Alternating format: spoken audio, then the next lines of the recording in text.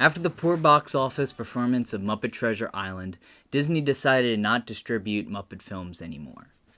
That was okay, because Jim Henson Pictures was formed to produce Muppet films. Like I mentioned in the last video, when the partnership between the Henson Company and Sony was made, they agreed to produce a ton of films. Immediately on the slate were 3 ideas: a film based on King Arthur and the King Arthur stories.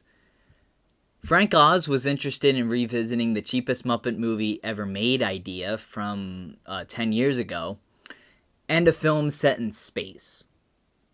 With this idea for a Muppet film in space, Jerry Jewell started working on a script for the film. It just so happened that Kurt Thatcher was doing the exact same thing.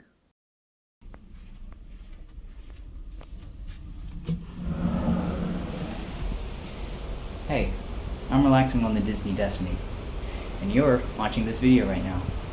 Wish you were like me and on a cruise ship or one of the various Disney parks. Well, let me tell you how you can be just like me with Sandpiper Vacations. Sandpiper Vacations is a world-class travel agency. They have tons of very expert travel agents that can book your stay at either a cruise line or any type of vacation. Cruise line, Disney park, Universal park, anywhere. Go to sandpipervacations.com and get a free quote from them now. They can send you to Disney World, Disneyland, Universal Studios Florida, Universal Studios Hollywood, Disney Cruise Line, Virgin Voyages, Royal Caribbean, and so much more. Head over to Sandpiper Vacations, give Nick a call, and let him know Big Beautiful Diz sent you. And now, back to the video. Only one of the 3 ideas for these proposed Muppet films would be made, and that was the space movie. In 1996, Jerry Jewell and Kurt Thatcher began working on 2 separate scripts. Kurt Thatcher wrote a script called Muppets in Space, where aliens abduct Kermit because they think that he is their leader. The other Muppets then journey to rescue him. The Muppets in Space script also featured a bunch of references to sci-fi movies like Men in Black, Star Wars, and Alien. It was also going to be a musical. However, Jerry Jewell was writing a space adventure focused around UFOs and Gonzo. In the Muppet movie, Gonzo sings a song called I'm Going to Go Back There Someday, a song about him flying and his desire to fly again. Gonzo is canonically a whatever. His species is called whatever. Up until this point, his backstory or what he actually is had never really been explored. Kurt Thatcher completed his script, which has been described as a wacky space adventure and very funny. To this day, the script has never been released. He sent in his script and it was liked so much that it was going to be given the green light and begin development. In 1998, a post on AskHenson.com, it was announced that the next Muppet film would be Muppets in Space. Welch's Jelly Jars featuring Muppet characters in astronaut uniforms were even produced to promote the film. Jerry Jewell also happened to finish the draft of his script, now titled Star Gonzo, in 1998. He submitted his script and they liked it more than Kirk's, so Muppets in Space was suddenly not given the green light, and Star Gonzo was instead. The film's crew was starting to take shape. Randall Kleiser, the director of Grease, was tapped to direct the film. The script was handed to Joey Mazzarino to try and improve the draft a little bit. He wrote a script that parodied a bunch of sci-fi films and had a completely different ending. They were very close to shooting, but one day Joey got a call from the Henson Company saying they were firing the director because they, quote, didn't feel like he's bringing enough vision. Joey then flew out to LA to pick a new director. They chose Tim Hill, who had never directed a feature film before. And if you know anything about Tim Hill, he has a very interesting resume. His work includes a banger, the SpongeBob SquarePants movie, also Hop, Alvin and the Chipmunks, Walking with Dinosaurs, Grumpy Cat's Worst Christmas Ever, and Garfield, A Tale of Two Kitties. The first thing Tim did was want to get rid of all the parody stuff. He wanted it to be more real. Yeah, he wanted a Muppet film to not be a parody of something and be more serious. He also completely changed the ending, more on that later. The original ending that Joey Mazzarino had written was that the aliens were getting the signal of old Muppet Show episodes. This made them believe that Gonzo was the ultimate being, and they made themselves look like Gonzo, kind of to worship him. When they changed the ending, this made Joey leave the film. Now with the director on board and a new name, Muppets from Space, filming began at Screen Gem Studios in Wilmington, North Carolina on November 9th, 1998. Immediately there were problems while filming. Frank Oz was directing another movie, Bowfinger, so he couldn't perform his characters as normal. Although he couldn't perform the characters while filming, he did dub lines in the studio later. Originally, Muppets from Space was slated to release in either the fall or spring. But Columbia Pictures wanted the movie to be released in the summer because they only had one other movie being released in the summer of 1999, that being Big Daddy starring Adam Sandler. Jim Henson Pictures didn't really want to do this, but Columbia insisted that the movie be released in the summer, so production for the movie was rushed to meet the new summer deadline. Another problem was the director, Tim Hill. There are some directors who are immensely talented, of course. Then there are some filmmakers, in my opinion, who don't have it. Directing the Muppets is very different from directing any other film. In all the videos in this series, I've described how fun and professional the Muppets run their set. They have their system, and people who work on Muppet movies for the first time have to adjust to that system. Tim Hill reportedly had no idea how to properly direct a Muppet movie. It was also his first time directing a feature film, so he may not have any idea what he was doing even directing the movie to begin with. Something that usually works very well in Muppet films are the original songs written for the film. Muppets from Space is not a musical and instead features many needle drops. This is the soundtrack. Brick House by the Commodores, Shining Star by Earth, Wind & Fire, Get Up Off of That Thing by James Brown, Daz by Brick, Survival by the OJs, Get Away from Earth, Wind & Fire, Out of Space by Billy Preston, Celebration by Kool and the Gang, It's Your Thing by the Isley Brothers, and Flashlight by George Clinton. Not only does it not make sense to not make the movie a musical like every other Muppet movie, the needle drops that were chosen make no sense and really don't fit any of the scenes that they're in. The movie begins with the Muppets living in the same house, which despite Brick House being the song of choice for the scene, I actually like this a lot, and I like this kind of being the main setting. Canonically, Gonzo is a whatever. In this film, he suddenly starts to feel alone in this world. He starts having dreams, and he also starts to get messages from an alien race, and when he climbs to the roof, he gets struck by lightning. He then talks to two cosmic fish, and they tell him that he is an alien from outer space. The rest of the Muppets don't really believe him that he is an alien. A government agent lures Gonzo away to try and convince everyone that aliens do exist. The Muppets then set out to rescue Gonzo. Gonzo learns where the alien landing site will be. He meets up with the rest of his friends, and the alien ship comes down to Earth. The aliens all look like Gonzo and welcome him back to their world. Gonzo considers going with them, but decides to stay on Earth because he realizes that this is his family now. There's many things to question in this movie. The fact that Gonzo is canonically now an alien, but it is never really explained why Gonzo was abandoned by the aliens, years ago. How do all the other people that are on the beach in this scene know that the aliens are going to be there? It also brings into the question the separation between the Muppets on screen and the Muppets as quote-unquote people. Because as we know, the Muppets are actors. Everything that happens in Muppet movies are treated as non-canon, and there's no timeline. And in the Muppet world, they are actually all movie stars. Like in the interviews for the behind the scenes of Muppets from Space on the DVD, Gonzo is asked about being an alien, and he claims that his character in the movie is an alien, but he is still a whatever. So this whole ending just causes unnecessary confusion if Gonzo is an alien or if he is a whatever. The other script, Muppets in Space, doesn't have this ending, and is way funnier. Joey Mazzarino's ending for the movie had the aliens being shapeshifters, and not actively Gonzo's family, therefore not making Gonzo an alien. Making him an alien doesn't strengthen the idea of his friends being his family in any way, and I really don't like Gonzo being an alien in this. Muppets from Space wrapped shooting on January 28th, 1999. Production was extremely quick for this movie. The film was released on July 14th, 1999. Muppets from Space only made $22.3 million in the box office. This movie's budget was $24 million. The time has come to watch Muppets from Space. Let's decide if it succeeds or fails as both a sci-fi film and a Muppet film.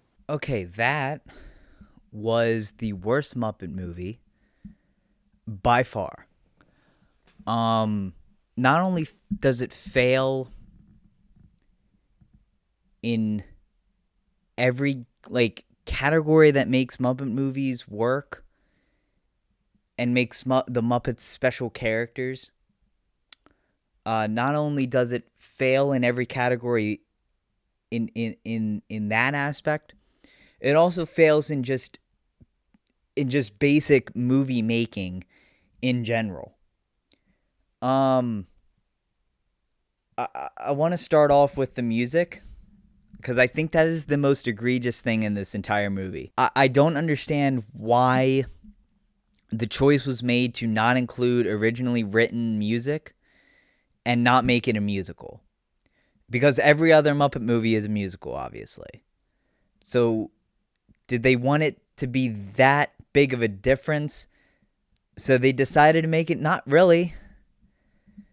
Because at the same time, it's not like they were at a point where, they were trying to make some sort of different kind of Muppet movie and it just didn't work. No, they were just trying to make a movie and it just failed. Even with movies or movies in general, but especially Muppet movies, it's hard to hate Muppet movies just because the Muppets are such strong characters themselves.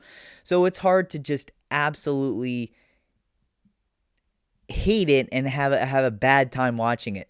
Somehow, this movie is so boring that not only is it just bad, and not only is it just not a good movie to watch, it's not even a fun movie to watch and enjoy it just because of the thought of oh, it's so bad it's good, which I don't believe in. I don't think movies are so bad they're good.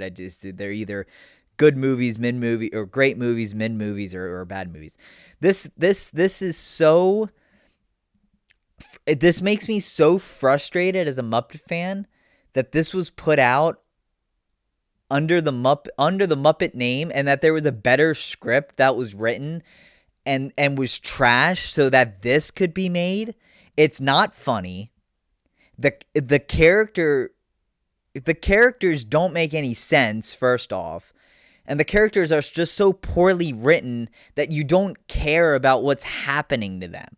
And you don't care about the story that's happening, because at the end of the day, the story doesn't matter. Because the story doesn't matter because in the behind the scenes of the DVD itself, the story is just completely...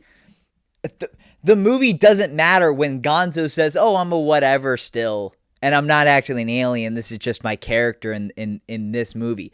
So the canon that it puts forward in this movie isn't even real canon, because the Muppets are considered actors and they're not... The things that happen to them in the movies are not considered canon, except for Muppets 2011, somewhat. With the Miss Piggy and Kermit being married. And also, I guess you can say Muppet movie too, because that's supposed to be showing how the Muppets actually came to be. So that's basically in their world, that's a biopic essentially. So or a documentary even. So, or not, I guess would it be a documentary because it wasn't taped? No, it would be a biopic, right? Okay, let's get back to the music. So the music is all, for some reason, funk music by James Brown, Earth, Wind and Fire. Who else did we have in there? The Commodores. And what I don't understand is that most of the music if you're making a movie, the logical thing is to pick needle drops. If you're going to do that, pick needle drops that make sense to what's happening on the screen. Don't pick Brick House by the Commodores because it's about it. Brick House is not about a house. People need to listen to the lyrics of these of these songs sometimes. Newsflash to you: Brick House by the Commodores is not actually about a brick house. It's about a woman, right? So why are we putting that into the Muppet movie or into a Muppet movie when the scene is happening inside of a house? The correlation doesn't make any sense. And that's the only scene that made sense why the song was being played is Celebration by Kool and the Gang. Because, like, they're celebrating that Gonzo's back. But again, why are we even playing Celebration? Just write a new song. Like you've done for every other movie. And, like, I get that in, what was it? The Electric Mayhem series. They do covers of songs, right? They do them well. There's a difference between a theatrically released movie and a Disney Plus show. There needs to be some sort of level of care and thought put into the theatrical movie. Every single aspect of the theatrical release needs to be carefully thought out and have a meaning. And a lot of this movie does not have any of that because there were script rewrites up until the last second possible that they could have been written. And it shows. It shows. Every video, go back if you haven't seen any other videos in this series. This is not a good one to start off with. So go back and I'm going to say something that I've said in every single review. Muppet writers do not know how to write villains. The only good villains they've written is Tex Richmond and Long John Silver. And Long John Silver isn't even an original villain that they've written. It's a lot of the brilliance of Tim Curry and the brilliance of the previously existing IP and previously written villain. So the villain in this is just atrocious. The villain in this is like, honestly, I think the villain in this is the worst written character I've ever seen in a film, period. He is such a bad character because his motivations don't make sense. The way that the character is written off, I guess, and the way that they defeat the villain is laughably bad. And no pun intended, because the way here's the way, if you don't want a spoiler warning obviously, but the way that they defeat the villain is by laughing at him. And that makes him so upset, and Bobo the bear takes the like bullet out of his gun so he can't shoot it. And then everybody laughs at him because he's unprepared. And then he's like, oh, he's so upset. And then the aliens offer to take him to their planet. He's just like, all right. That doesn't make any sense. At least the way Tex Richmond is written off, it's comedic at least, because it's literally like it's played off as a joke. Like the Muppet News Reporter literally says, like, for some reason Tex Richmond has given back the Muppet Theater. Like, it's written in a comedic way. This is like played straight. Like, this is the ending of the movie. Are you kidding? Like, is that, like, I couldn't believe it. It was also done with 10 minutes left in the movie. He's forgotten about for like half of the film, and then all of a sudden shows up at the end of the scene. Like, come on, man. Like, what are we doing here? Like, honestly, what are we doing here? It's such a boring film. Essentially, nothing happens in it, because it really, for the rest of the Muppet movies, it's never really brought up again. For a movie that at the end of it is supposed to have such a huge reveal that changes the canon of Gonzo's character, it just fails spectacularly. And that's not even the worst thing. That's not even the thing that upsets me the most is Gonzo being an alien. Like, it's stupid, sure, but the fact that the villain is laughed at and that's how they defeat him, like, and it's played straight? Come on. Like, what? Like, that's the best that you could come up with to solve the main problem of the story? And like the stupid Rizzo B plot is dumb too. The whole the whole cement company is just stupid because it's revealed at the beginning, right, that this guy is working for the secret government agency, and the reason he doesn't like being laughed at is because he feels that everybody else is making fun of him, and they are, for his belief in aliens. So like, then when is like he's fired in the middle? It's more at the beginning of the third act, and they're just like fine with it. Like he gets fired, but he doesn't have to leave his office. The Bobo is still, I think that's his name. I really hope that's his name. Bobo the bear is still like employed by him, even though he was just fired. He can still use company technology. Like, how is he fired and he's just allowed to do this stuff still? And then also, if this is a secret government agency and it's never really revealed like what their main objective is, it's kind of played as they're investigating aliens. But if they're investigating aliens, why are all of his coworkers not believing in him that aliens exist? Why is he trying to prove to everybody else that aliens exist? If this division of government, his agency that he works for, is investigating aliens, like that doesn't make any sense. His character doesn't make any sense. Because the other thing is that when he somehow he finds out that Gonzo is communicating with the aliens, because Gonzo writes in his lawn, "I am here," which how does Bobo find that, first off?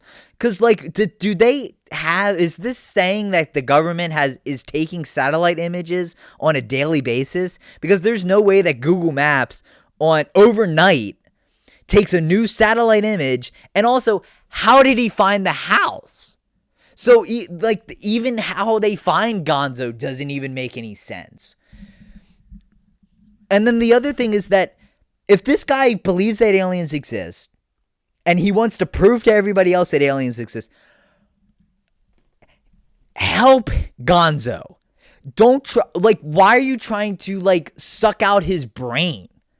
By killing him, you're then not proving that aliens exist. Because it's also not explained when they suck out his brain and essentially kill him. What are they going to do with that brain? Are they going to run tests and then prove that he's an alien? Like, how are they going to do that? There's a scientist, right? There's a scientist Muppet character who is helping this guy. So again, what is this government agency doing, and why does everybody else who's working for this section of the government not believe that aliens exist when it is their clear objective to find that aliens exist? Doesn't make any sense. Doesn't make any sense. I'm at 15 minutes. I'm going on an epic rant, I guess. This movie sucks. This movie is bad. It's not a fun time watching. Basically, the gist of the movie is that Gonzo realizes that he is alone, and it opens with Noah's Ark because it's his dream. Really bad choices of needle drops. Some of the worst, actually, in needle drops in film I've ever seen. And they're not bad songs by any means. They're some of the greatest funk songs ever created. Or they are the greatest funk songs ever created, if you want to look at it in that genre. It's just the way that it's presented in a movie, because usually you want to use music to progress the story, and it just doesn't do that. They're also played in like the background as the score sometimes, which is really strange way of doing that. So literally in every aspect of this movie, it fails. and it fails in just basic storytelling in some aspects, and it also fails as a Muppet movie. By far the worst Muppet movie. Probably won't ever watch it again. The other reason I probably won't watch it again is because it's not on Disney Plus. You have to go on Prime Video the same way that I watched Muppets Take Manhattan. I signed up for a 7-day free trial of the Sony like stream thing, like the Sony streaming branch of that's on Prime Video, which I will be canceling because, hey, at least for Muppets Take Manhattan, you're going to have a fun time, right? It's worth it to get that 7-day free trial. This is not worth it at all. I couldn't wait to cancel the free trial, actually, because it's like, this is the garbage that they're serving me on the 7-day free trial? Horrible. You have to go out of your way to watch this. Don't do it. So next video, we will dive even deeper into some of literally the most atrocious movie I think I've ever seen one of the most atrocious films I've ever seen in my life, Kermit Swamp Years, and a very Muppet Christmas. I think that's what it's called. It's a confusing title. So if you want more of a rant, there you go. Muppets from Space was such a bomb in the box office that it led to Sony canceling the other 2 planned Muppet movies. Brian Henson was set to direct one of these movies, but he wouldn't direct another Muppet film. The Muppets didn't have a distribution partner, and no plan to make any more movies. The future was uncertain, to say the least.